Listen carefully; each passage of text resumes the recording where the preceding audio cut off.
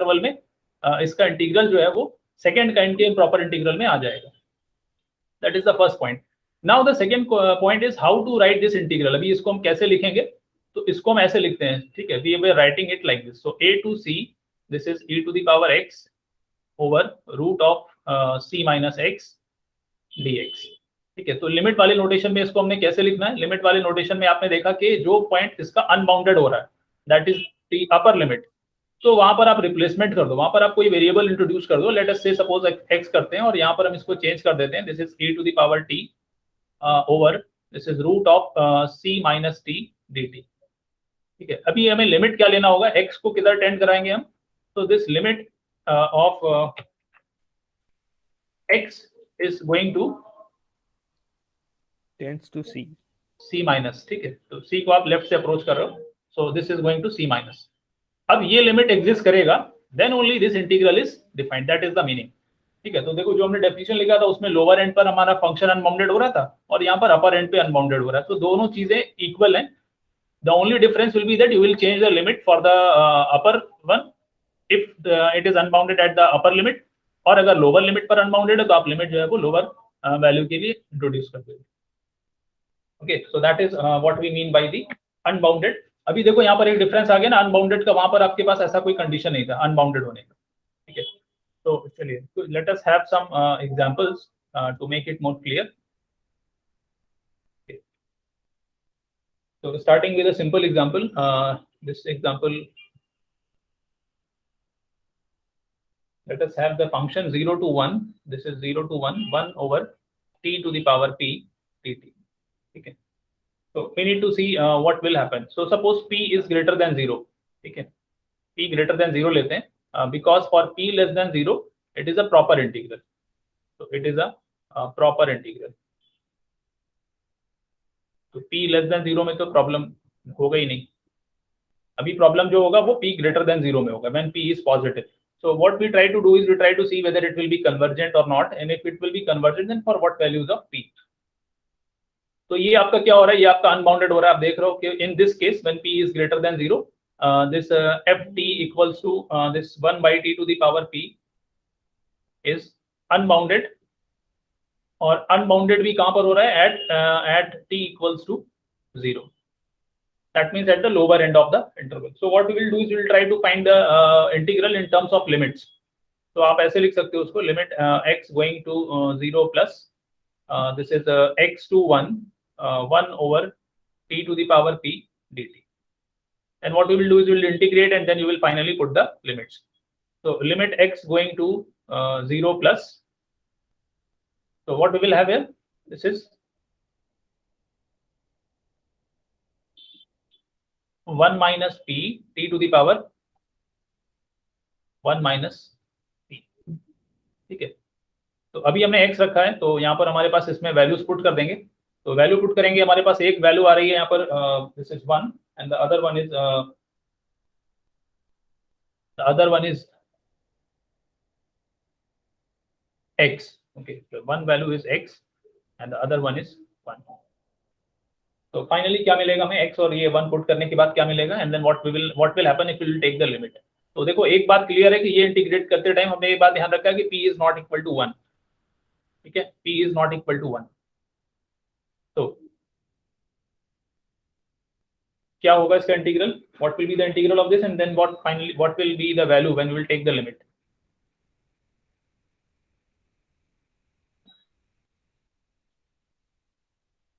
ठीक है. आपके पास कुछ इस तरह से आएगा 1 minus, I am writing like this, please check, 1 minus x 1 minus p and this is 1 minus p in the p minus 1 in the denominator, p minus 1. okay, check कर लो भाई ये इंटीग्रल क्या हो रहा है, इसकी वैल्यू ऐसे आ रही है. This is 1 minus x to the power 1 minus p upon p minus 1. अभी हमें लिमिट ले जाना है इसका 0 पर, x गोस टू 0. तो डिनोमिनेटर तो आपका कांस्टेंट आ गया. We will see about the numerator क्या हो रहा है.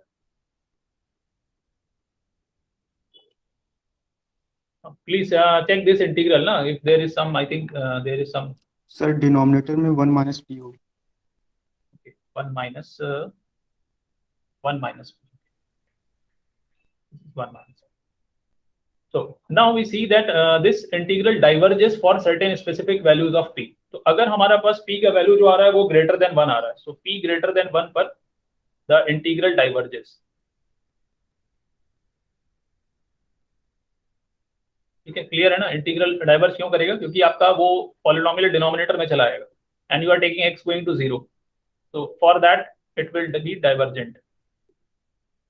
Now for p less than 1 it is convergent, and the convergent we can also find the limit to which it will be converging, that is 1 over 1 minus p. Now the case remains for p equals to 1. तो p equals to 1 में आपका integral different हो जाता, p equals to 1 में आपके पास यहाँ पर integration क्या आ जाता, log x में आ जाता, तो वहां पर आप लिमिट लगाते अगर, तो अगेन आपको पता चल जाता कि integral is divergent. Integral is divergent, so that means it is convergent only for p between 0 and 1.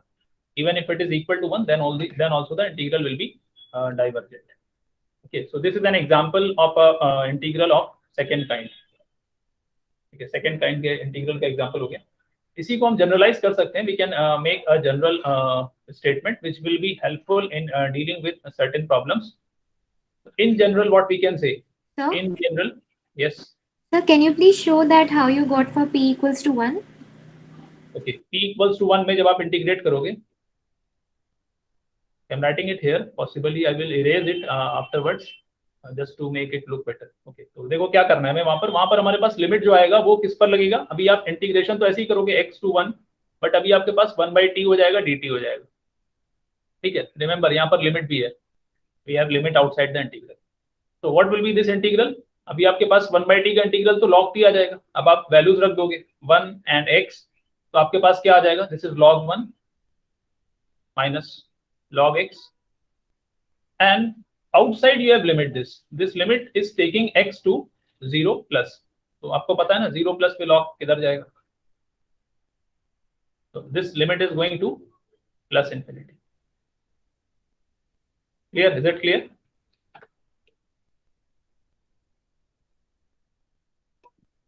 Okay, this 1/t part is clear na, for p equals to 1. Yes, sir. Okay. तो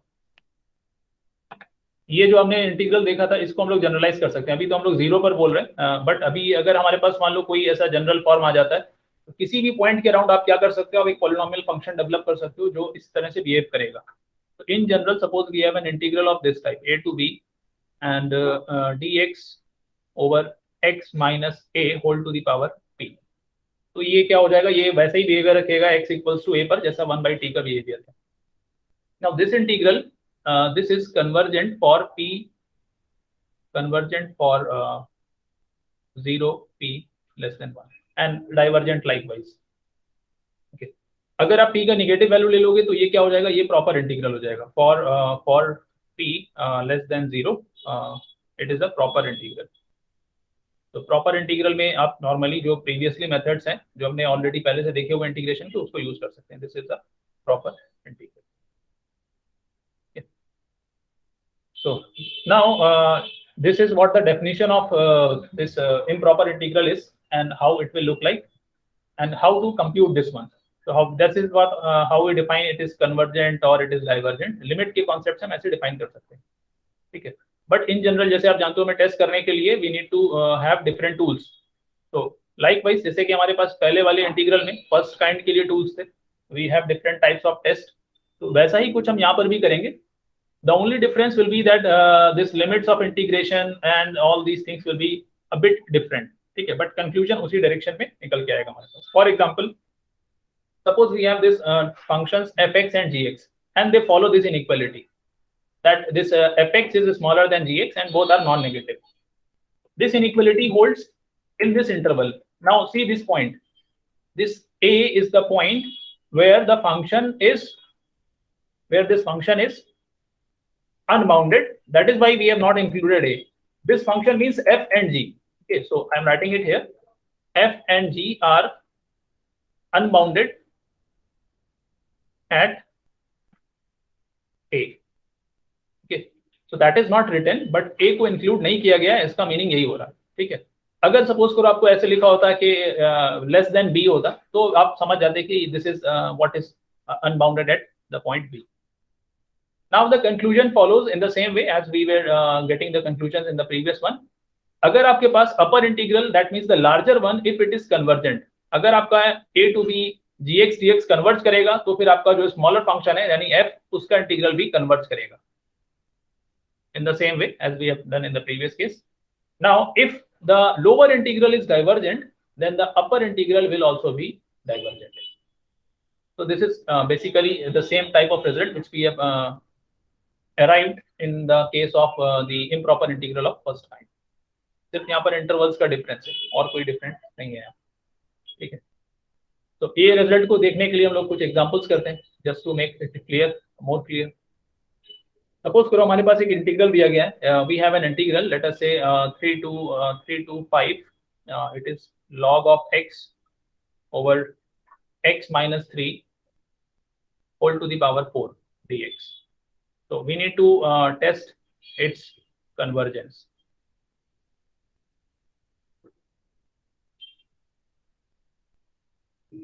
Okay, so we need to test the convergence of this integral. Comparison test को try कर सकते हैं. Since we are seeing here that this function in the denominator is known one. Previously अभी हमने इसके बारे में देखा है कि अगर हमारे पास कुछ x minus a to the power p के फॉर्मेट में फंक्शन आता है तो उसके बारे में हम बता सकते हैं कि it will be divergent for specific values of p. But we need to get some inequality for that purpose. So this is this. Consider this as fx.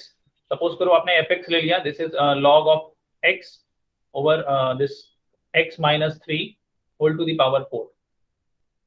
And this the other one gx is equal to this is log x. Sorry, 1 by x minus 3 whole to the power 4. So now it will, of course, it is in the given interval, it is non-negative, that is obvious. But there might be some inequality also. कोई function इसमें से बड़ा होगा और कोई function छोटा होगा. तो अभी जो हमारे पास इनइक्वालिटी आ रहा है उसमें क्या है, उसमें gx will be the smaller one. Gx is less or equal to fx for this part, for x greater than 3 and less or equal to 5. See, I'm writing it x is greater than 3 because at 3 the function is unbounded. Moreover, it is not defined also. Okay, so now we know about this function gx. Okay, so this function 3 to 5, this 1 over x minus 3 whole to the power 4 dx is divergent. So if the smaller function is divergent, that means this implies this the integral 3 to 5, this log x over x minus 3 whole to the power 5. Sorry, whole to the power 4 is divergent. Okay, so this is an example of comparison test for improper integral of second kind. आपको याद होगा हमने last class में discuss किया था absolute convergence के बारे में. तो we said there that absolute convergence is nothing special, it is only the convergence of the mod of fx. तो अगर हमारे पास कोई फंक्शन fx आ रहा है उसके अगर हम मॉड फंक्शन को कंसीडर कर लें, मॉड ऑफ fx, और अगर उसके कन्वर्जेंस को हम देखते हैं, so that is what is called as absolute convergence. ठीक है, तो इसी को आप इसी कॉन्टेक्स्ट में भी देख सकते हो. Same logic is being applied here and it is often useful. तो एक बार इसको रिकॉल कर लेते हैं और फिर अभी एक प्रॉब्लम में हम लोग देखते हैं कि एब्सोल्यूट कन्वर्जेंस का नोशन हमारे लिए किसी जगह पर काफी हेल्पफुल हो सकता है. Okay, so absolutely convergent means implies convergence. ठीक है, in case of improper integral of second kind, in case of improper integral of the first kind, दोनों में आपके पास ये रिजल्ट ट्रू होता है.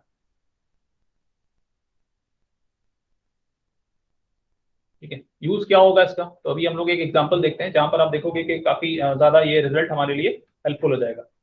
So I'm considering an example where we have this function in the numerator we have sin x. This is the example. This is pi to 4 pi. This is pi to 4 pi. This is sin x over cube root of x minus pi. Cube root of x minus 5 dx. Okay, so what we need to do is we need to test its convergence. So again, the idea is quite clear.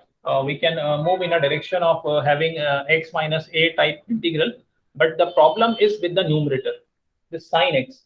Now, sin x के साथ क्या problem हो रहा है? In the given interval of integration, it is not following this non-negativity की condition को ये violate कर रहा है. That is the problem. इस problem को हम लोग कैसे handle कर सकते हैं? What we will do is we will try to see here what will be the absolute value of this function. So instead of fx, I will go for mod of fx. Okay. And we will try to see whether we can come up with some result or not. So it will be something like this. Mod of fx will be mod of sin x over this is cube root of x minus 5. Okay. So if we can get something less type, so less than type में आपके पास inequality ये obvious है. We have this x minus 5 cube root. So now this can be considered as some function, let us say gx. So that is the dominating function, and this is true. This is true for all x which are greater than pi and less or equal to 4 pi. And both f and g are unbounded at x equals to pi. So this mod of f, comma the other function g are unbounded at the same point x equals to pi. Okay. So what we can say now, since convergence of this pi to 4 pi gx dx is convergent and the upper function is convergent, this implies that this function pi to 4 pi mod of f dx is convergent. So can anyone tell, did we get the desired result or not? Notice here that 0 is less or equal to mod f and this is less or equal to g. So did we get the desired result or not? What we have shown here is that f is absolutely convergent. So therefore, what we are getting here is f is absolutely convergent. और आप जानते हो कि absolutely convergent means hence it is convergent. Sorry, not better to write f, rather it is a to I to 4 pi. F dx is absolutely convergent and hence we can say that this integral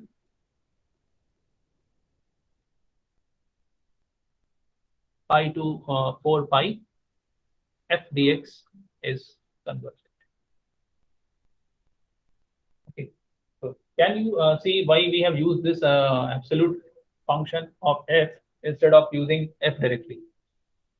ठीक है, अगर हम f को लेते तो ये जो हमारे पास कंपैरिजन टेस्ट में नॉन नेगेटिविटी की कंडीशन थी ना, वो हम फुलफिल नहीं कर सकते थे. That was the problem. So now what we did is we tried to convert it into the modulus of fx, और उसके लिए हमने देखा कि हमारे पास inequality आ रहा है. So we are getting this mod fx less or equal to gx, where both the functions are satisfying this non-negativity condition on the given interval. Okay. Now one more point you should note here is that what we are trying to say when we are writing this statement, that f and g are unbounded at x equals to pi.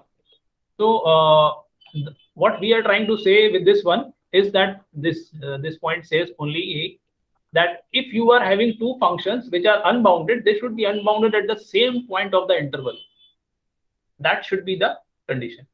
Now, if they are not unbounded, suppose the functions are bounded, then this is not required. There will be a problem where we will see a function is bounded, although it will have some very typical nature, but it will be bounded. तो उस case में आपको इस result से confuse नहीं होना है कि कंपेयर करते टाइम तो हमने अनबाउंडेड देखा. Okay, is this okay to all of you? So means this should be unbounded at the same point. At the same point, whether it is the upper interval or the lower or the same, both दोनों पर भी हो सकता है. That is also possible. That a function is unbounded at the both ends. That is also possible. हम लोग ऐसा example देखेंगे. But दोनों होना सेम पॉइंट्स पे अनबाउंडेड चाहिए, otherwise you will have to modify this comparison result. आप उसको कंपैरिजन टेस्ट को फिर चेंज कर दो accordingly. Okay. So, Yes. so if it would have been unbounded like they both between pi and 4 pi, then this condition will hold true. Please repeat that. So like if they were unbounded at some point between pi to 4 pi, हाँ. then too this condition will hold true. No no no, तब हम क्या करते हैं ना, तब हम इस इंटीग्रल को ब्रेक कर दें. सपोज करो पाई और 4 पाई के बीच में कोई पॉइंट आता सी, तो हम क्या करते हैं, हम इसको दो इम्प्रॉपर इंटीग्रल में ब्रेक कर देते हैं. What we would have written is something like this. Pi to C में तो कोई प्रॉब्लम नहीं है, सी पर प्रॉब्लम है, तो पाई टू सी ले लेते हैं और उसके बाद फिर सी टू 4 पाई ले लेते हैं. तो Okay, ये sir. हमारे पास से इस तरह का केस आ जाएगा. ठीक है, तो इसीलिए हम लोग बोल रहे थे कि अगर फंक्शन बाउंडेड है, then it is behaving very nicely. And you know that कोई भी फंक्शन अगर बाउंडेड है, कंटिन्यूअस है, तो क्लोज्ड इंटरवल में तो उसका तो इंटीग्रल आपको मिलेगा ही मिलेगा. You know that. ठीक है. Okay, so yes sir, if a function is bound, for example एक पे बाउंडेड है, दूसरा दोनों वैल्यूज पे बाउंडेड है, तो मॉडिफाई करने की जरूरत नहीं है ना. I didn't got the point. Bounded है तो हाँ. I'm saying that if a function, for example, it is bounded on pi and 4 pi, and one is only bounded on pi, unbounded sorry on pi. तब comparison होगा ही नहीं, comparison नहीं कर सकते हम. उसका रीजन क्या है ना, आपके पास एक इंटीग्रल प्रॉपर इंटीग्रल है. ठीक है, तो अभी तो वो आप कंपेयर नहीं करोगे. अभी आपने बोला कि बाउंडेड है. Suppose a function is bounded at both the ends, तो bounded at both the ends का मतलब हम बोल रहे हैं कि इसके बीच में भी सब पॉइंट्स पर बाउंडेड वैल्यू ही आ रही है. तो such a function is behaving very nicely, then this integral is a proper integral. तभी आपका प्रॉपर इंटीग्रल हो जाता है. फिर उसकी तो हमें बात ही नहीं करनी, वो तो ऑलरेडी हमने देखा हुआ है हाउ टू कैलकुलेट दैट. उसमें तो आप इंटीग्रल निकालोगे और उसके बाद लिमिट्स पुट कर दोगे simply. Sorry sir, I meant to say unbounded. I said bounded. I mean to say bounded. See, if you are saying that an integral is bounded on pi and 4 pi, तो इसका मतलब होता है bounded means it is bounded for all x between 4 pi and pi, उसमें भी bounded है. तो overall क्या हो गया, पूरे इंटरवल पे बाउंडेड फंक्शन है. तो पूरे इंटरवल पे बाउंडेड फंक्शन है, तो वो तो आपने पहले ही देखा हुआ है ना. ऐसे फंक्शंस का आपको क्या होता है, ऐसे फंक्शंस का आपको इंटीग्रल मिलेगा इफ दे आर कंटिन्यूअस. ठीक है, तो वो प्रॉपर इंटीग्रल हो जाएगा फिर. That is a proper integral. तो प्रॉब्लम यहाँ पर ये, यहाँ पर हमारे पास तीन तरह के केस आ सकते हैं. ठीक है, आप इस पॉइंट को याद रखना. तो आपको ये पॉइंट इंपॉर्टेंट रहेगा. ए बी का मतलब क्या हो रहा है, ए बी का मतलब इंटीग्रल ए और बी दोनों पर अनबाउंडेड हो रहा है. Then you can have something like this. यहाँ पर आपका क्या हो गया, यहाँ पर आपका ए पर अनबाउंडेड हो रहा है. और you can have something like this. ठीक है, अभी आपके दिमाग में फोर्थ केस आएगा कि भाई ऐसा वाला केस होना चाहिए था. तो ये केस हो सकता है, but that is not an improper integral. ठीक है, ये आपका प्रॉपर इंटीग्रल हो जाता है. तो इसको हम एक्सक्लूड कर देंगे यहाँ पर, because we are not seeing this what will be the proper integral. ठीक है, तो आपको ये पॉइंट ध्यान में रखना है. ये सिंबल क्या बता रहा है आपको, about the unboundedness of the integral at a particular point. अगर दोनों पॉइंट पर अनबाउंडेड है तो आप इस तरह से लिखोगे a and b are excluded. अगर अनबाउंडेड ए पर है तो आपको ए हटा देना है, और अगर अनबाउंडेड बी पर है तो आपको बी हटा देना है. I think it is now clear, it might B clear. तो कुछ और प्रॉब्लम्स देखते हैं. अभी डिफरेंट तरह के प्रॉब्लम्स आएंगे हमारे पास. Just I am trying to state the limit comparison test. तो लिमिट कंपैरिजन टेस्ट भी देखो सेम तरीके से फॉलो होगा जैसे आपका पहले था. थोड़ा सा डिफरेंस होगा यहाँ पर. डिफरेंस क्या होगा कि आपका जो लिमिट था, वहां पर आप फंक्शन, क्योंकि इंटीग्रल आपका इन्फिनिटी तक जा रहा था, तो आप लिमिट भी इन्फिनिटी पे चेक कर रहे थे. ठीक है, तो अभी आप क्या करोगे, अभी आपका फंक्शन का जो इंटरवल है वो इन्फिनिटी तक तो नहीं जा रहा है. तो what we will do is will try to modify the limits as well. तो अगेन assumptions हमारे सेम होंगे. Let f and g be non negative functions. ठीक है, नॉन नेगेटिव है दोनों functions on some interval. Non negative on let us say a and b. So a is the point where the functions are unbounded, f and g, and what we do is we try to find the limit. तो अभी हमने limit suppose करो निकाला. तो देखो unbounded कहाँ पर है फंक्शंस, f and g दोनों कहाँ पर अनबाउंडेड है, they are unbounded at the point a. तो जो लिमिट हमारा आएगा वो लिमिट भी आपका किधर आएगा, वो लिमिट आपका ए पर आएगा. ठीक, I am writing it a, but सही तरीका क्या होना चाहिए, सही तरीका होना चाहिए we should write it as a plus. ठीक है, बिकॉज इंटरवल में जब आप आओगे तो आप राइट साइड से ही आ सकते हो, because interval is going on the right of A. तो बट ऐसा लिखते नहीं है, बहुत सारे बुक्स में normally F over G limit X going to A लिखते हैं. That is understood. तो ठीक है, ऐसे लिख लेते हैं fx by gx. This is equal to, let us say limit कोई आता है उसको सिंबल हम दे देते हैं l. ठीक है, यहाँ पर भी आपको सेम पॉइंट ध्यान रखना है, एफ एंड जी जो फंक्शंस आप ले रहे हो जिसमें आप कंपैरिजन टेस्ट में लिमिट निकाल रहे हो, वो फंक्शंस का पॉइंट ऑफ अनबाउंडेडनेस सेम होना चाहिए। अभी आपके पास 3 सिनेरियो बनते हैं, ठीक है। The first one will be, बिल्कुल सेम सिनेरियो होगा आपका। सपोज करो कि हमारे पास लिमिट आ जाता है 0, तो क्या कंक्लूजन हो सकता है हमारे पास? Convergence of some function will imply the convergence of some other function, and what will be that?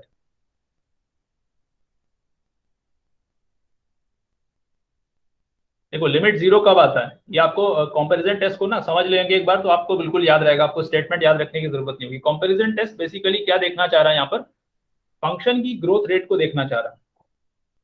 तो अगर आप दो रेशियोज की लिमिट लेते हो, ठीक है, if you keep in mind the polynomial, तो आपको पता है कि जब आप पॉलिनोमियल्स का रेशियो लेके इन्फिनिटी पर उसकी लिमिट निकालोगे तो क्या पॉसिबिलिटीज आ सकती हैं आपके पास, what are the possibilities and what are the number of possibilities. Suppose you have 2 polynomials randomly select किया और आपने उनका रेशियो लेकर के उसकी लिमिट निकालना चाहिए एट इन्फिनिटी, तो what are the possible values? एक पॉसिबिलिटी है ना, एक पॉसिबिलिटी उसमें से 0 आ सकता है, और आपको पता है कि वो 0 वाला केस कब होता है, when the degree of the denominator is higher than the numerator. degree of the numerator. Very good. तो इसमें क्या होता है, डिग्री से हम एक स्टेप आगे बढ़ते हैं। डिग्री का मतलब होता है रेट ऑफ इंक्रीज, तो डिग्री हाइयर है इसका मतलब उसका रेट ऑफ इंक्रीज भी हाइयर, रेट ऑफ ग्रोथ अगर आप बोलो तो ये थोड़ा आपको ज्यादा सेंस, ज्यादा फीलिंग देगा कि क्या हो रहा है यहाँ पे। बेसिकली लिमिट 0 आने का मतलब ये कि जो फंक्शन हमारा gx है, जब हम a के अराउंड जाते हैं तो इसका रेट ऑफ ग्रोथ f को डोमिनेट कर देता है, यानी ये फंक्शन नीचे वाला तेजी से ग्रो करता है। तो अगर इसका इंटीग्रल बाउंडेड हो जाएगा तो ऑफ कोर्स f का इंटीग्रल तो फिर बाउंडेड होना ही चाहिए, ठीक है, but not other way around. तो convergence of a to b g dx will imply convergence of a to b f dx, okay. हाँ, इसी तरह से सेम लॉजिक आप यूज करो पॉलिनोमियल वाला कि भाई अगर लिमिट हमारे पास इन्फिनिटी आ जाती है then what is the possibility, ऐसा कब होता है। तो आपको क्या मिलेगा यहाँ से आपको 2 कंक्लूजन मिल सकते हैं, but I am writing 1 only, ठीक है। सो कन्वर्जेंस ऑफ, अभी कौन सा फंक्शन का ग्रोथ रेट ज्यादा होगा? fx न्यूमरेटर fx का a to b f dx का कन्वर्ज हो गया तो फिर डायरेक्टली आप बोल सकते हो कि भाई convergence of this a to b g dx will follow, ठीक है। इसमें हम एक स्टेप और लिख सकते थे but we have not written that. एक फंक्शन का डाइवर्जेंस यहाँ पर दूसरे फंक्शन के डाइवर्जेंस को भी इंप्लाई करता है, but that we have not written. थोड़ा सा वो कंफ्यूजन क्रिएट करने लगता है, इसलिए उसको अवॉइड करें, बट आप कॉन्सेप्चुअली इसको भी ध्यान में रखो, ठीक है। एक फंक्शन, 2 फंक्शन अगर आपने लिया, मान लो 1 and 2, एक का ग्रोथ रेट ज्यादा है, एक का ग्रोथ रेट कम है, तो अगर सपोज करो कम ग्रोथ रेट वाला फंक्शन आपको पता चल गया डाइवर्जेंट है, तो क्या आप बता सकते हो कि जो ज्यादा ग्रोथ रेट वाला फंक्शन है उसका क्या बिहेवियर होगा? डाइवर्जेंट, दैट इज ट्रू ना। वो यहाँ पे आप उसको भी लिख सकते थे, बट अभी वो हमने वो मल्टीपल स्टेटमेंट्स लिखेंगे ना तो कंफ्यूजन हो जाएगा, ऐसा आपको ध्यान में रखना है, मतलब दोनों चीजें लिख सकते हैं। कुछ बुक्स में लिखोगे तो आपको यहाँ पे कन्वर्जन, इन्फिनिटी वाले केस में आपको डाइवर्जेंस लिखा होगा, तो वो भी सही है इन अ डिफरेंट कॉन्टेक्स्ट। हाँ, यस सर डाइवर्जेंस केस में हम अपोजिट तरह से अप्रोच करते हैं शायद। I didn't get your point. Divergence के केस में क्या करते हैं सर? डाइवर्जेंस में क्या अपोजिट अप्रोच करते हैं क्या सर इसमें, डाइवर्जेंस केस में? हाँ, डाइवर्जेंस के केस में आप ऐसे देख सकते हो ना, यहाँ पर जो फंक्शन ज्यादा ग्रोथ से इंक्रीज कर रहा है, जैसे सपोज करो यहाँ पर एफ है मान लो, और उससे स्मॉलर फंक्शन है जी, स्मॉलर एक सेंस में, स्मॉलर मींस ग्रोथ रेट की बात हो रही है यहाँ पर। तो अगर हम ये जान जाए कि जी का जो इंटीग्रल है वो डाइवर्जेंट है, तो फिर एफ का इंटीग्रल भी डाइवर्जेंट होगा, तो ये जो आपका ऑर्डर ऑफ राइटिंग है ये उल्टा हो जाएगा वहां पे। ओके सर, ठीक है। अब लास्ट केस आता है, द मोस्ट इंपॉर्टेंट वन। अगर मान लो आपका पॉलिनोमियल की लिमिट का रेशियो कांस्टेंट आ जाता है, तो आप क्या बोल सकते हो? Both of the polynomials have same degree, ठीक है। Growth rate is the same, जिसको हम लोग बोलते हैं कंपैरेबल ऑर्डर के पॉलिनोमियल्स। तो कंपैरेबल ऑर्डर के पॉलिनोमियल्स का मतलब क्या है कि अब जो भी होगा वो दोनों का एक साथ ही होगा। अगर कन्वर्ज करेंगे तो दोनों कन्वर्ज करेंगे, और अगर डाइवर्ज करेंगे तो दोनों डाइवर्ज करेंगे, because they have comparable growth rate, ठीक है। तो इस सिनेरियो में क्या होता है, convergence and divergence of 2 integrals occur simultaneously of the two integrals occurs simultaneously. ठीक है, तो एक भी अगर आपके पास कन्वर्जेंट आ गया तो दूसरा भी कन्वर्जेंट होगा, और अगर एक डाइवर्जेंट है तो दूसरा भी डाइवर्जेंट है। ये हमारे पास तीन पॉसिबिलिटीज होती हैं। तो अभी इसमें आप देखो लिमिट हम ए पर ले रहे हैं। अगर मान लो यहाँ पर ये पॉइंट बी हो जाता है, इसका अपर लिमिट अपर पॉइंट पर अनबाउंडेड होता तो वो लिमिट उसी तरह से चेंज कर देते हमको, बट अभी इसको हम लोग ए पर ले रहे हैं because we are considering that it is unbounded at A. ठीक है, तो डिफरेंट प्रॉब्लम्स करेंगे, उसमें हमारे पास अलग अलग तरह के केस आते हैं। देखो पहले ही प्रॉब्लम है, बहुत ही इंटरेस्टिंग प्रॉब्लम है। ठीक है, इट्स वेरी सिंपल, और सिंपल होने की वजह से थोड़ा सा पॉसिबल है it might be confusing to some of you, वैसे होगा नहीं, कंफ्यूजन नहीं होगा। Sine of 1/x dx। ठीक है, अब क्वेश्चन बोल रहा है कि भाई इसके कन्वर्जेंस के बारे में डिस्कस करो। टेस्ट डजंट मीन्स कि हमेशा टेस्ट लगा देंगे, टेस्ट कन्वर्जेंस है, तो कन्वर्जेंस को हम किसी भी आइडिया से बता सकते हैं क्या होगा, कन्वर्जेंट होगा या नहीं होगा, तो कंपेयर करना पड़ेगा, कुछ देखना पड़ेगा इसको। तो पहले तो देखते हैं कि भाई प्रॉब्लम क्या हो रहा है। प्रॉब्लम बेसिकली ये हो रहा है कि ये x = 0 पर डिफाइन नहीं है, that is one problem. But anyway define होना जरूरी नहीं है इंटीग्रल के लिए, तो even on the right hand side of 0 वो डिफाइन है, तो चल जाएगा यहाँ पर काम। But the problem is that this sine is periodic, and sine periodic होने के साथ साथ 1/x जो है वो आर्बिट्रेरली लार्ज होता है, तो इस वजह से क्या होगा, ये साइकिल्स जो होंगी ऑसिलेशन की वो बहुत ज्यादा तेजी से स्टार्ट हो जाएंगी as we will go near to 0। तो the problem here is not of being unbounded. ठीक है, देखो यहाँ पर एक बहुत इंपॉर्टेंट डिफरेंस है। फंक्शन जो है वो साइन क्योंकि बाउंडेड होता है, तो ये फंक्शन तो किसी भी रियल वैल्यू पर आप चले जाओगे तो बाउंडेड होगा wherever it is defined, यानी वैल्यूज इसकी जो है वो एक सर्टेन रेंज के अंदर ही आ रही होगी। तो what we are writing here is that this sine of 1/x is bounded, okay, is bounded as a function, is bounded. Yeah, but the problem is, limit x going to 0 plus sine of 1/x does not exist. ठीक है, ये limit exist नहीं करती, that is the problem. तो इसको भी classify करते हैं, बहुत सारे बुक्स में इसको भी सेकंड टाइप में क्लासिफाई करते हैं। So we have, that is why we have included it here only. तो आपने ये देखा कि ये बाउंडेड है, अनबाउंडेड वाला सिनेरियो तो यहाँ पर नहीं है, but there is some problem at one end of the interval. तो अभी हमारे पास क्या, देखो सिंपल लॉजिक लगाते हैं। सपोज करो कि हम इसका एब्सोल्यूट वैल्यू लेते हैं। ठीक है, अभी आप सारे टेस्ट वगैरह जो भी आपने देखे आप उसको हटा दो किनारे। सिंपल आप देखो कि ये इसको हम क्या बोल सकते हैं, what inequality we can give about this one. Mod of sine 1/x will be less और इक्वल टू 1। वेरी गुड, तो 1 से तो छोटा ही होगा। अब 1 जो है वो बहुत ही नाइसली बिहेविंग फंक्शन है, 1 इज अ कांस्टेंट फंक्शन, तो सारी प्रॉपर्टीज आ गई इसमें। फिर कांस्टेंट है और आपके पास इंटरवल ऑफ इंटीग्रेशन भी फाइनाइट है। ऑल्सो दिस इज ग्रेटर और इक्वल टू 0, अगेन एक और कांस्टेंट फंक्शन आ गया आपके पास। तो इससे एक बात क्लियर हो गया कि ये जो आपका इंटीग्रल है, ये इंटीग्रल क्या हो जाएगा, साइन ऑफ 1/x का जो इंटीग्रल वैल्यू होगा, जो टोटल सम निकालोगे आप, वो फिर डाइवर्जेंट नहीं हो सकता। ठीक है, हम लोग ने कन्वर्जेंस की बात करी थी, but the result what we are getting is very interesting. ये रिजल्ट बोल रहा है कि ये इंटीग्रल एब्सोल्युटली कन्वर्जेंट। ठीक है, thus this integral 0 to 1 this mod of sine of 1/x dx is absolutely convergent, absolutely convergent। तो absolutely convergent है, तो इसका मतलब ये convergent होगा, hence it is convergent। ठीक है, तो यहाँ पर अभी हमने ये नॉर्मली जो अनबाउंडेड वाला कॉन्टेक्स्ट था उससे अलग हट करके थोड़ा सा प्रॉब्लम को देखा है, just to make sure that इस तरह का क्वेश्चन अगर आता है तो आप उसको इस तरह लॉजिक से डील कर सकते हो। आपको ये पता होना चाहिए कि अगर फंक्शन कंटिन्यूअस है, मेन चीज क्या है, कंटिन्यूअस होना चाहिए। इवन अगर डिसकंटिन्यूअस भी होता है, as you know, if the function is discontinuous और हम उसका इंटीग्रल निकालना चाह रहे हैं, तो what we need is the points of discontinuity should be finite. ठीक है, अगर थोड़ा सा लूजली स्पीकिंग कर दें तो ऐसा बोल सकते हैं, बट और भी इससे ज्यादा स्टेटमेंट दे सकते हैं। तो यहाँ पर तो ऐसा कुछ नहीं है, 0 से 1 में फंक्शन में डिसकंटिन्यूटी नहीं आ रही है। The only point is that at some point limit is not existing.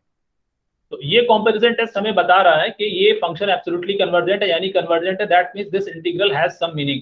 ठीक है, हो सकता है उसका वैल्यू कैसे निकालेंगे, that is a different. Clear है भाई, ये एग्जांपल सबको ध्यान में रखना है। ये example this is very important, I think शायद आपको ट्यूटोरियल में भी ऐसा कुछ मिले, यही क्वेश्चन मिल सकता है या इससे जैसा क्वेश्चन मिल सकता है। ओके, सो नेक्स्ट प्रॉब्लम पे आते हैं जो जेन्युइनली आपका अनबाउंडेड वाले कैटेगरी में आएगा। 0 to π/2 इंटीग्रल हमारे पास है dx upon sin x। Sir ये डिसकंटिन्यूअस तो है ना sin 1/x? हाँ, डिसकंटिन्यूअस है 0 पर, वो हमारा एंड पॉइंट आ रहा है ना इंटरवल का, तो हम 0 से 1 के बीच में बात कर रहे हैं। 0 से 1 के बीच में तो डिसकंटिन्यूअस नहीं होगा। हाँ सर, वो सर 0 प्लस पे भी नहीं है?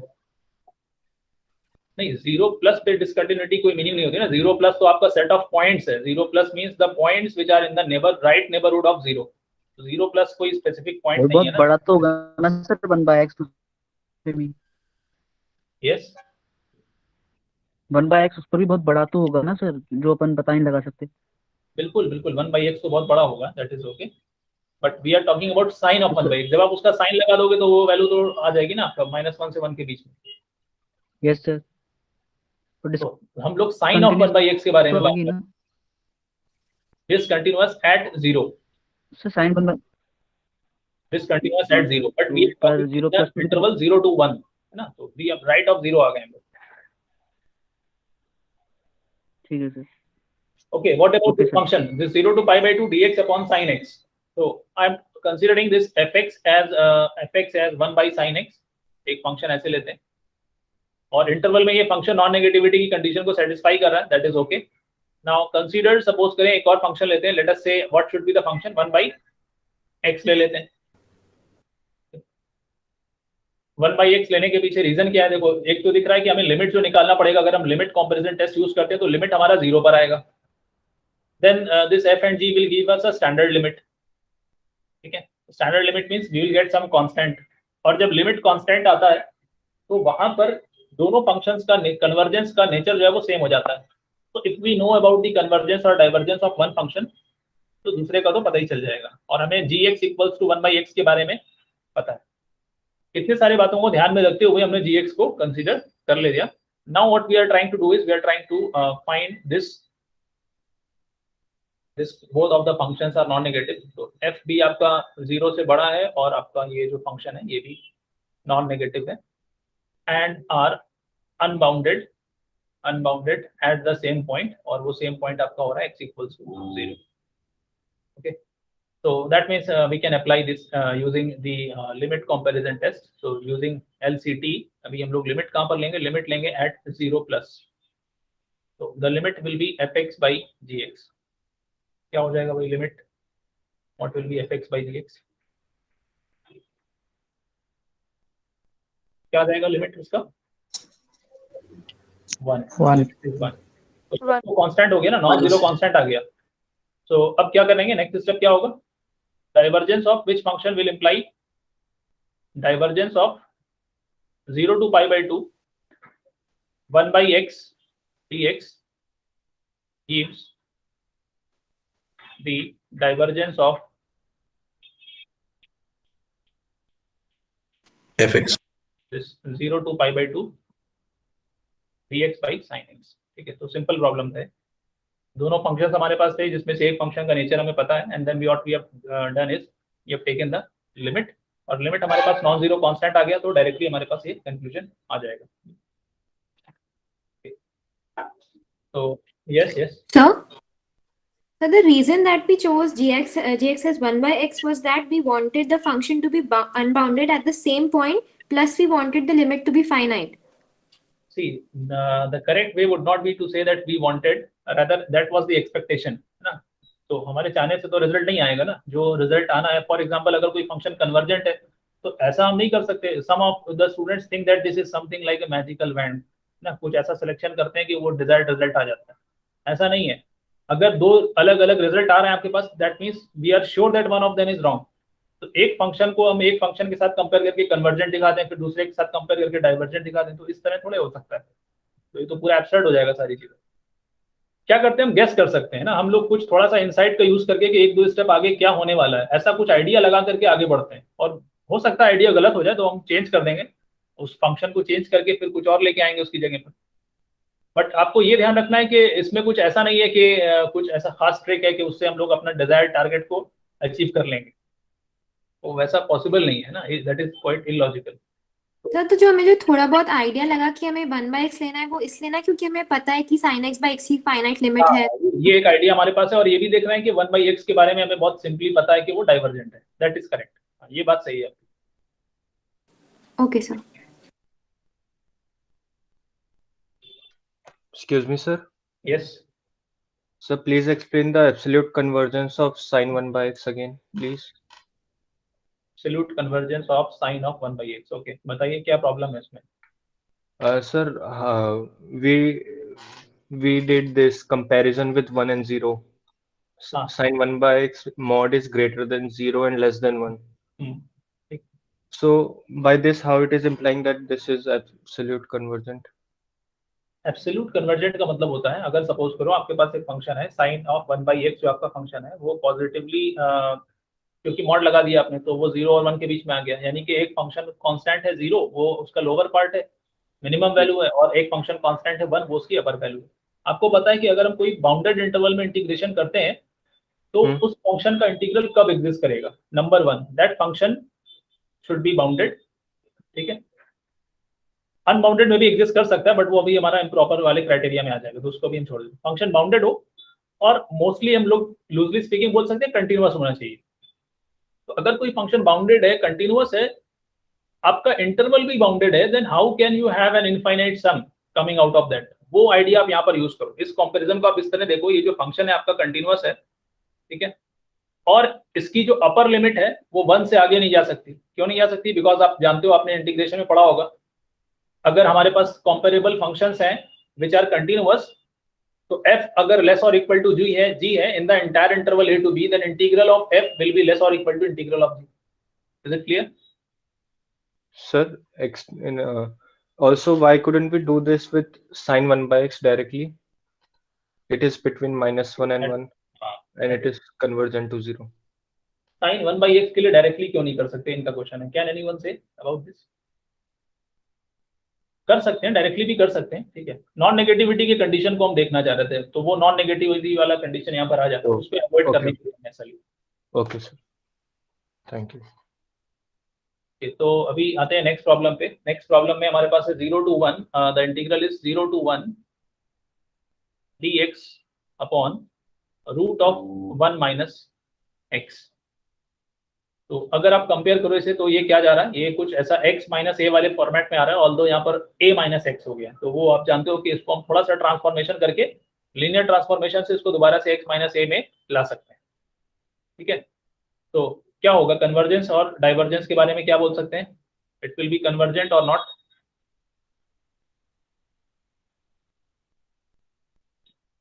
ठीक है, तो आप इसको पी इंटीग्रल में देखो, जितने भी इंटीग्रल्स है ना आपके पास, जैसे सपोज करो आपके पास कोई ऐसा इंटीग्रल आता है a to b dx upon x minus a, sorry x minus a to the power p। अब x माइनस a भी हो सकता है, और आपके पास ऐसा इंटीग्रल आ सकता है, मान लो a to b dx upon a minus x। तो कन्वर्जेंस के लिहाज से दोनों का नेचर सेम होगा, ठीक है। और आप जान रहे हो कि ये लोअर एंड पर जो है वो डिसकंटिन्यूटी, सॉरी अनबाउंडेड हो रहा है, तो this is convergent for p less than 1 greater than c, and otherwise divergent. Same चीज आप रिप्लेस कर सकते हो, अगर आप इसमें x माइनस बी ले आओगे तो आपका ये अपर एंड पे चला जाएगा, that will be same similar problem, only difference will be that it is unbounded at the upper and of the interval. उस कॉन्टेक्स्ट में आप इस गिवन इंटीग्रल को देखो, क्या हो जाएगा, ये कन्वर्जेंट है या डाइवर्जेंट है? कन्वर्जेंट। तो डायरेक्टली हम लोग बोल सकते हैं on comparing this with this is dx upon root of 1 minus x is convergent, ठीक है। तो स्टैंडर्ड पी इंटीग्रल को हम यूज करके बोल सकते हैं दिस इज कन्वर्जेंट, ओके।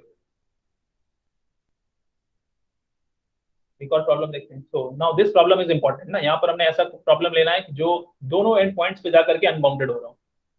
तो 0 to 2 हमारे पास दो एंड पॉइंट्स हैं, and the function which we are taking is dx upon 2x minus x square. So this function is this fx equals to 1 by 2x minus x square is unbounded at x equals to 0 as well as x equals to 2. दोनों and points पे unbounded है। अब यहाँ पर एक important question आता है कि ऐसे फंक्शंस को कैसे डील कर सकते हैं, क्या कर सकते हैं यहाँ पर। ठीक है, देखो हम यहाँ पर आपको because we do not have much time left, तो आपको हम एक चीज बोलते हैं कि कैसे स्टैंडर्डली आपको प्रोसीड करना है, बट उसी लाइन पे हम लोग भी कैलकुलेशन यहाँ पर करेंगे। तो सही तरीका क्या होगा इसका, you need to find we need to find, I'm writing it here, that is important, अगर एग्जाम में क्वेश्चन आता है इनफैक्ट तो आपको इसी लॉजिक से करना होगा, you have to follow this step. We need to find some c between this 2 and 0 such that the two integrals 0 to c comma c to 2 are improper integral of second kind but they are convergent. ठीक है, are convergent, then we can say that 0 to 2 f dx is convergent. ठीक है, ये तो हो गया अगर आप कन्वर्जेंट दिखाना चाह रहे हो तो आपको ये फॉलो करना पड़ेगा, you need to find some c, ये ध्यान रखते हैं आप, some c. ठीक है, now what is if we want to show that it is divergent? So for all c less than 2 greater than 0, the integrals 0 to c plus c to 2 are divergent. Then this 0 to 2 f is divergent. Okay, but the problem here is that we cannot show anything for all c belonging to 0 to 2, वो तो possible नहीं है show करना। तो क्या कर सकते हैं, बहुत सिंपल है, आप रैंडमली सिंबॉलिकली किसी c को सिलेक्ट कर सकते हो। ठीक है, तो आप क्या करोगे, आप लोगे सपोज c इज any number between 0 and 2, then what you will do is you try to break the integral into 2 parts, और आप देखोगे कि फिर आप लिमिट वाले मोड में कैलकुलेशन करोगे, and what you will get is infinite limits, दोनों इंटीग्रल आपको इनफाइनाइट मिलेंगे, and the conclusion will be that it is divergent. ठीक है, आपको फॉलो ये करना है, but what I will do is I will take specific value is c here. ठीक है, I am taking c equals to 1। ठीक है, अब आप c की जगह पर 1 मत रखो, आप सिर्फ c रखो वहां पर, and considering that it is some constant between 0 and 2. So c equals to 1 अगर रखते हैं हम तो हमारे पास ये इंटीग्रल क्या हो जाएगा, what we do is we are breaking it into 2 integrals. ठीक है, I am writing it like this, lambda going to 0 plus the first part will be this is lambda to 1, this is dx upon 2x minus x square, plus the second part will be limit let us say mu going to 2 minus, this is 1 to mu dx upon 2x minus x square. So using partial fractions आप integrate कर लोगे इसे, आपको दो linear factors मिलेंगे in the denominator, so what you will get is log, फिर log को आप कंबाइन कर लोगे, 1/2 जैसा कोई टर्म आ जाएगा आपके पास। तो आपके पास कुछ इस तरह से टर्म आ रहा होगा, बिकॉज ऑफ 1 log 1 जहां पर भी आएगा वो 0 हो जाएगा। ठीक है, बट अगर आप c लेते तो वो कांस्टेंट नंबर कुछ आ रहा होगा in the terms of log c करके, ठीक, उसको आप बाहर कर दोगे।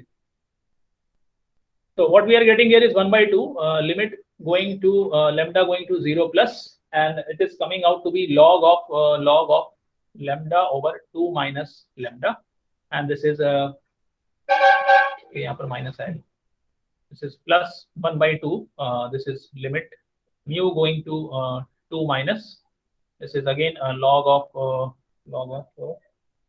mu upon 2 minus mu. Okay, now tell me what will be the value of these two limits, log of lambda by 2 minus lambda when lambda goes to 0 plus. Minus infinite. ठीक है, infinity limit आ रही है ना, आपके पास यहाँ -1/2 है, ये आपके पास -1/2 है, तो what you will get is the limit is coming out to be, this is going to infinity, this is, I'm writing it like this is going to infinity. So therefore if it is going to infinity, that means this integral for any value, अभी तो हमने सिर्फ 1 के लिए दिखाया है ना, तो ये स्टेटमेंट जो है वो दिखा रहा है कि 1 के लिए ये डाइवर्जेंट है, बट अगर आप 1 की जगह पर c ले लेते तो आपके पास वो c वाले टर्म बाहर आ जाते और ओवरऑल ही आपके पास इनफाइनाइट ही आएगा वहां पर। तो this is divergent, so this is divergent. Integral is divergent ना, बट यहाँ पर ध्यान रखिएगा, you need to take c in place of 1. आपको c लेना है, सी इज एनी कांस्टेंट। ठीक है, क्लियर है ना, ये एग्जांपल क्लियर है। This example is very important. यहाँ पर आपके पास दो एंड्स पे आपके पास क्या आ रहा था, अनबाउंडेड फंक्शन हो रहा है। तो आपने क्या करना है, आपने उसको दो पॉसिबिलिटी, या तो कन्वर्जेंट होगा या डाइवर्जेंट होगा। कन्वर्जेंट और डाइवर्जेंट दोनों चीजें आपके पास कैसे निकल के आएंगी, आपके पास पॉसिबिलिटी कि आप उसको ब्रेक कर लो। ठीक है, किसी आर्बिट्ररी नंबर सी को सिलेक्ट कर लो और वहां पर दो पार्ट्स में इंटीग्रल को ब्रेक कर लो। अगर कोई सी की वैल्यू ऐसी आपके पास आ जाती है जिसमें आपके पास लिमिट फाइनाइट आ रही है, that means you are getting the integral is convergent. But अगर आपको लग रहा है कि भाई सी की कोई भी वैल्यू रखते हैं जैसे कि यहाँ पर है, तो ये इंटीग्रल तो डाइवर्जेंट हो रहा है, that means it will be divergent integral. ठीक है, स्पेसिफिक नंबर हमने यहाँ पर रखा टू शो द कैलकुलेशन। तो please try to do this with C only in place of 1। अगर एग्जाम में आया तो आप इसको वैसे ही लिखना। ओके, लास्ट प्रॉब्लम करते हैं एक और, थोड़ा सा इसको भी हम लोग डिफरेंट वे में अप्रोच करेंगे, just to show you that the problems can be dealt in a different way. जो टेस्ट वगैरह यहाँ पर लिखे गए उस तरह से तो आप इसे कर सकते हो। ठीक है, आप उसको कंपैरिजन टेस्ट वगैरह से कर सकते हो और कोई फंक्शन लेकर के भी कंपेयर कर सकते हो। जैसे यहाँ पर है 1 minus x cube. Yes Sir, if one comes out to be convergent and the other divergent. हाँ, अगर कन्वर्जेंट का मतलब क्या, फाइनाइट लिमिट आ रही है ना, एक लिमिट फाइनाइट आ रही है, दूसरी लिमिट इनफाइनाइट आ रही है, तो you know the what is behaviour of overall integral, Divergent. Divergent. Okay, so हमारे पास जो फंक्शन दिया गया अभी वो 0 to 1 dx by root of 1 minus x cube. क्या कर सकते हैं, इसे फैक्टराइज कर सकते हैं। So what we can write it as, we can write it as 0 to 1 dx upon this is root of 1 minus x and this is root of 1 plus x square. ठीक है, using the cubic formula a cube minus b cube. अब आपके पास जो function आ रहा है वो non negativity का कंडीशन तो सेटिस्फाई कर रहा है, इट इज ओके। कंपेयर करने के लिए भी आपके पास एक फंक्शन है 1 by root of 1 minus x, but अभी हम उसको उस तरह से देखना चाहे तो वैसे भी देख सकते हैं, बट थोड़ा सा डिफरेंट वे में इसको हम देखते हैं, 1 प्लस एक्स स्क्वायर। तो इसको आप कंपेयर कर लो। ओके, कंपेरिजन टेस्ट से अगर जाते हो तो आप इसको कंपेयर कर लो, this is root of 1 minus X. तो दोनों ही नॉन नेगेटिव हैं, both are unbounded at x equals to 1, unbounded at x equals to 1। तो लिमिट क्या आ जाएगी रेशियो की, लिमिट x गोइंग टू 1 निकालना है आपको, x going to 1 and you need to find what is fx by gx। क्या होगा भाई इंटीग्रल इसका, 1 by root 3. 1 by root 3. 1 by root 3। तो कांस्टेंट आ गया, नॉन जीरो कांस्टेंट आ गया।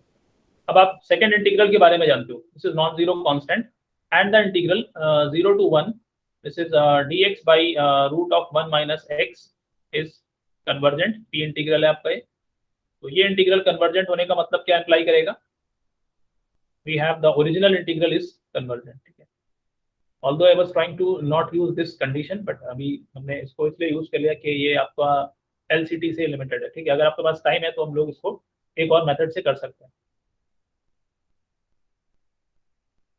इस कन्वर्जेंट। वो मेथड भी थोड़ा सिमिलर होगा बट थोड़ा सा डिफरेंस भी है उसमें, एक कंपैरिजन तो होगा बट उसमें भी डिफरेंस आ जाएगा। ओके, अदरवाइज ये मोस्टली इसका पार्ट कवर अप हो गया। और sir yes sir, how 0 to 1 dx by root 1 minus x is convergent?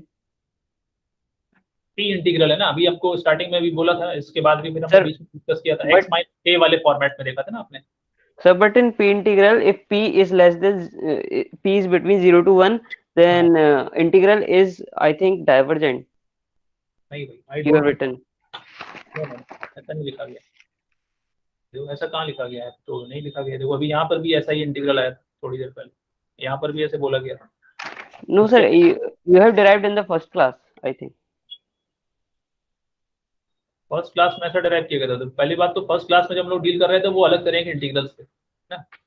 Okay, sir.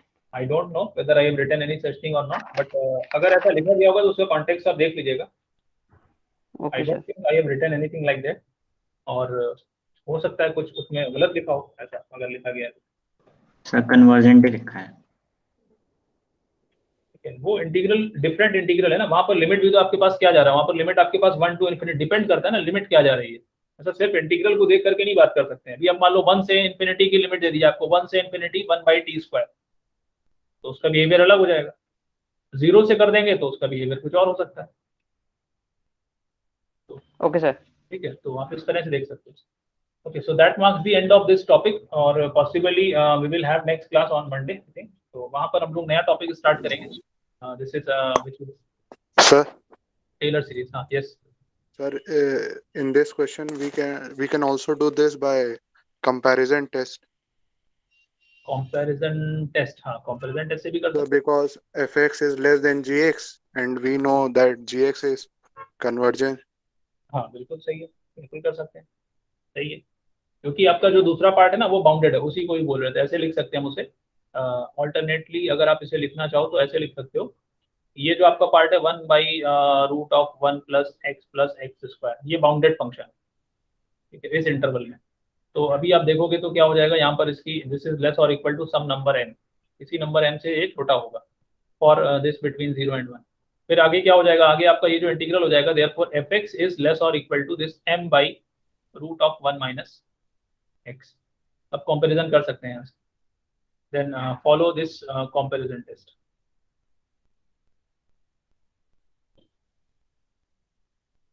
Okay, that is correct also. Is it clear to all of you? Yes, sir. Okay. So Sir, I have a doubt in previous one question. yes. Sir, question was sin